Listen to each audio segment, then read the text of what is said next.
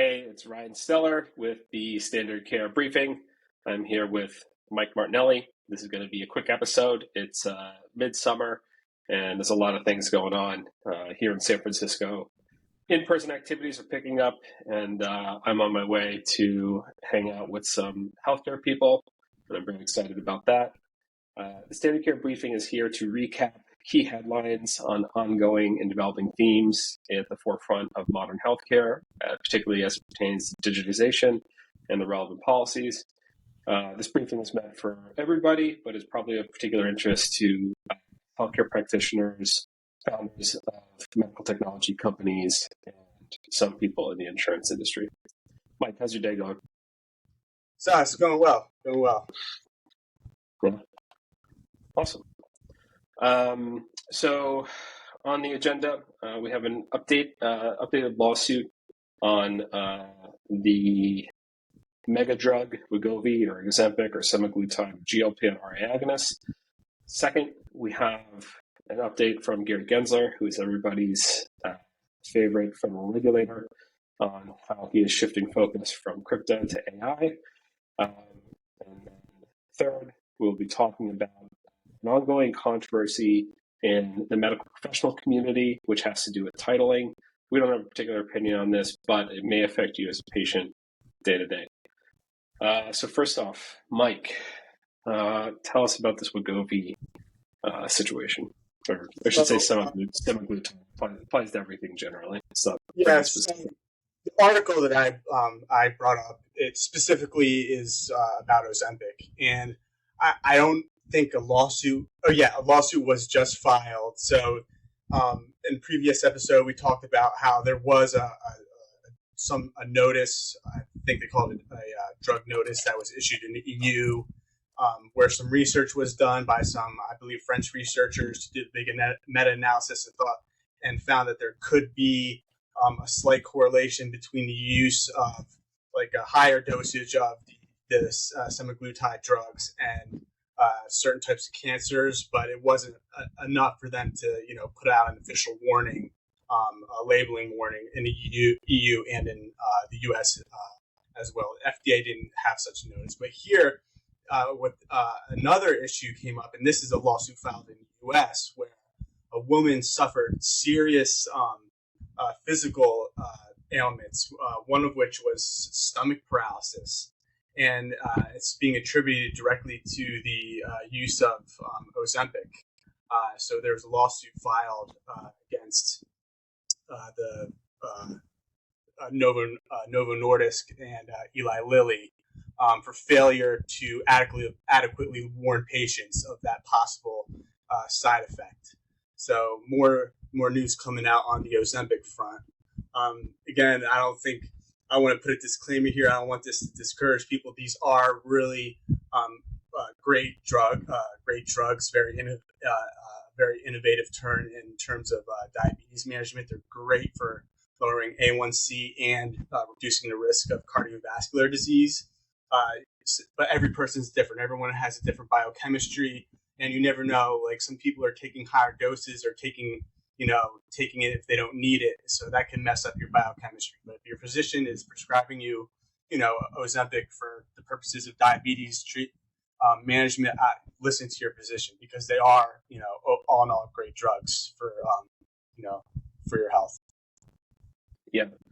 This is, on one hand, I think this is like a very satisfying update for critics of this class of drugs. A lot of people in the weight loss management community, and perhaps just people skeptical of big pharma, have come out and been like, hold your horses. Everybody on TikTok is telling you to use semaglutide or Wegovy or Ozempic. Stop. There's got to be a side effect.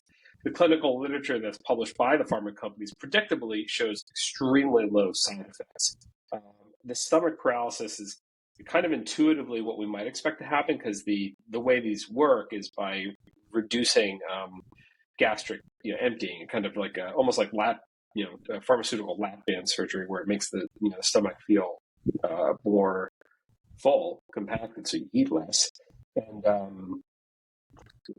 so it is affecting kind of like nerve tone or whatever, or around, I don't know, Actually, don't listen to me. I'm not a physiologist, but yeah, something like that. So this is kind of satisfying, I think, because it clarifies the other side of the risk profile. But I will say the doctors I follow who are, opine a lot on this topic have stated that they have, patient panels with 2,000 patients in them, and they have not seen these effects. So there's kind of like, question of like how frequent they really are. Yeah, so we'll keep on that. It's an incredibly important topic, as our audience may or may not know. Obesity and diabetes are probably the single biggest thing affecting the health of Americans, which then flows over into the cost of running the United States healthcare system, which a lot of it falls on you as a worker or a taxpayer, because that cost gets rolled into Medicare or your insurance cost. And the cost of diabetes, something like 1% of all GDP goes to pay for dialysis and end stage renal disease. So that's a massive amount of money, and investment in these drugs. Couldn't be more worthwhile. At the same time, we have the insurance companies are struggling, or not struggling, but like figuring out their policy, because the utilization is shot through the roof, particularly as like online weight loss clinics have prescribed these in mass and made them extremely popular through online advertising, Facebook, Instagram, that kind of thing. So this is an extremely important and an extremely dynamic conversation that's going on. And I think this study and lawsuit is sort of rare in that it's documenting side effects. There's not been a lot of documentation of side effects, but it's also quite small according to practitioners who claim to do this stuff every day. So you gotta keep in mind, like this came out for people with diet to treat their diabetes by lowering A1C, and then it became a trend among people who are non-diabetics taking diabetic doses just for losing weight. I think it started with actors and actresses and models and stuff. So you gotta keep in mind that there's other groups of people who are taking it not for the on-label purpose. But the most important thing to remember is diabetes is it's a bad comorbidity to have. I don't mean that as to offend anyone who has it. I mean it's a struggle. If you have diabetes, it's not usually it's not your fault. It's just genetics. And to be able to manage diabetes with a medication like this, because it can affect cardiovascular, your system, amputations as well if it's not well maintained, like feet, toes, and stuff. These are overall great drugs, and I would we're gonna see these stories because it is a relatively new drug, and I really strongly encourage people to, if your physician is putting you on this to treat your diabetes, to not second guess them, because it's really important, and they do, like, if the physician, endocrine society, cardiology, they think they find this to be a wonder drug. It's really helped benefiting patients. So, and again, this is the news. You only see negative stories in the news. So, that's how they grab people's attention. 95% is like negative stories. So, not to continue to go on about that, but. All right, moving on. So Gary Gensler, if you do not know, is in the federal government. He's the head of the Securities and Exchange Commission, the SEC, and he's extremely famous amongst the tech community because he's taken a particular attention to blockchain, Bitcoin, cryptocurrency, all that stuff. And we track this space at our company because we believe some of these technologies hold the promise of making the healthcare system more patient-centered, more rational, and fixing things around data custody and data rights, meaning your ability to actually hold on and take a benefit, get equity from your health data, rather than what currently happens, which is your health data sits with a few hospitals, an insurance company, maybe a pharmacy benefit company or whatever, and you don't really know where it sits, you don't know how it's being used, and because you're not in the room to negotiate that, you're the person being taken advantage of, kind of from a business or financial perspective, a lot of the time. So the goals around cryptocurrency and decentralization, I think, are not well communicated by that community. So I think if those words are confusing, it's understandable. I found them confusing for years.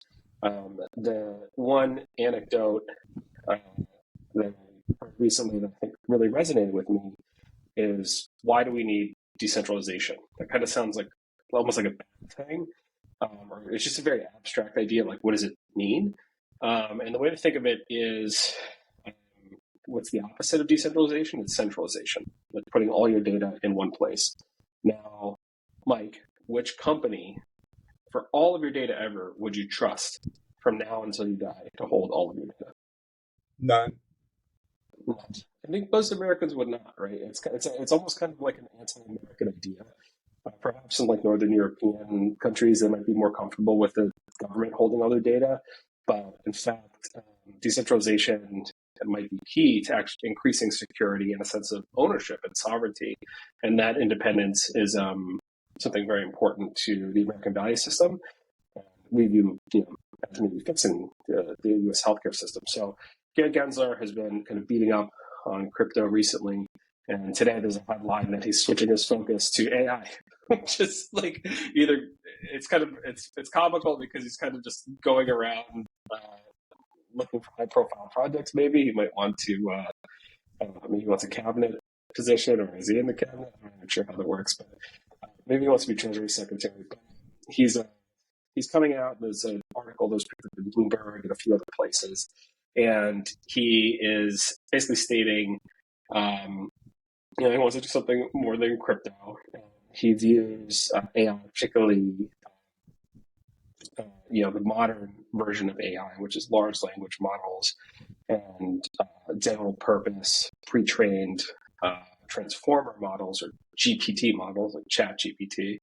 And he's forecasting that they'll have, a massive impact and create a lot of volatility. So the thing he's really controlling for is to reduce volatility. He wants, the average American to have a sense of security and kind of like gradual prosperity.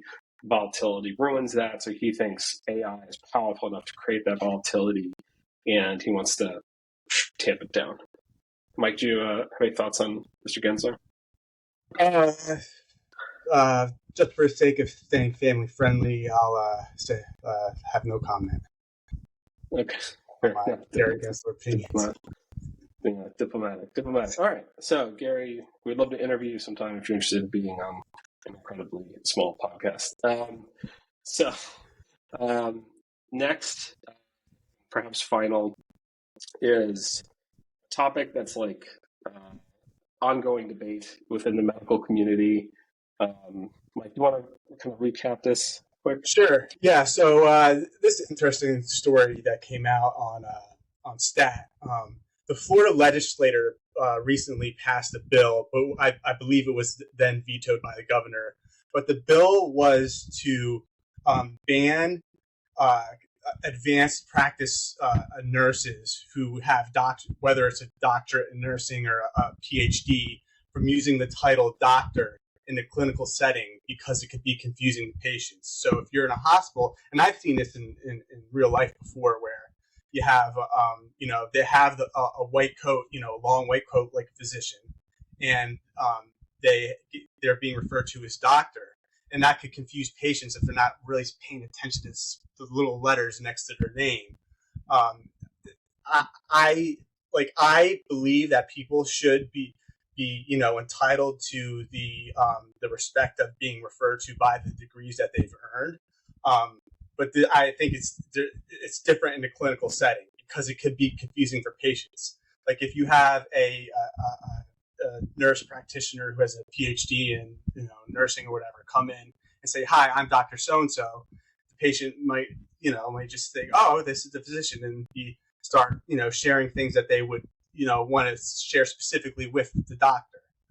Not that there's anything wrong with nurse practitioners. They're great, but they're like the backbone of our healthcare system. What would we do without these NPAs? But the point of the matter is, in the clinical setting, I think it could be very confusing for patients, and they should be able to have a system where you know who is the physician and then who are the NPs. And I just don't think that type of confusion. I think it could lead to mistakes, miscommunication when you're treating patients. When you think you're talking to a doctor to order something, but you're saying doctor to someone who's not a doctor, they just have a PhD in whatever, that could be confusing and probably lead to errors. But as someone who has an alphabet soup after their name, I'm all in for I believe that people deserve the respect of being referred to by their advanced credentials, in literature, especially if you're published, and then in the outside world. But I think there should be different rules for clinical setting. Yeah, it's I don't have a strong opinion on this. I'm inclined to stick with the conservative approach. At the very least, the average healthcare consumer is old. They're over 65. So explaining the nuance of this change to them in a way that ensures safety is probably going to be difficult. I don't know. It's I don't want to see. I don't. It's I don't want to stay away from it because it's not in that community. I'm not in another community. I think it's it's a tough one. I don't know. It's very like if I were to see an NP, who had a PhD, who has the title doctor, if I were to see them in public, like say, oh, I was at I don't know, like Macy's, and I saw, and Dr. Smith, who's an NP but has a PhD, I would say, oh, hey, doctor. But in a clinical setting, I think it's important for people to know who's who, especially when you're in the hospital and you're treating people. There's higher stakes there. It's important to be able to distinguish who's the physician and who's the NP in terms of coordinating care and stuff. Yeah. Zooming out to give context to this, there's a probably forever, but like particularly in the past couple decades, debate around titling and credentialing and like credentialing inflation. So as the United States healthcare system has come under increased pressure, hospitals try to get more and more critical care under lower and lower licensure. And this is also one of the things, if you go on the internet and you seek care through a digital clinic or a virtual clinic, you will also experience there. You may sign up, they may have like MD or doctor. Very commonly they'll have a doctor title or like quote on the website. You click through, you sign up for the service, and it's actually a health coach. That may be somebody with no credentialing, the person who only has internal training from the company, or it's a dietitian or a nurse or a licensed clinical social worker instead of a psychologist or whatever. And maybe there's no doctors available, or there are MDs available, but it's under only certain specific conditions. That leveling and credentialing and having people work at top of license is an efficiency that makes care more available to you and reduces the cost of your care. So it's good in that way, but it's not without a cost in terms of the medical community itself. And I think this is one of the things that leads to physician burnout, where they kind of go, I'm $500,000 in debt. I didn't start working until I'm 35,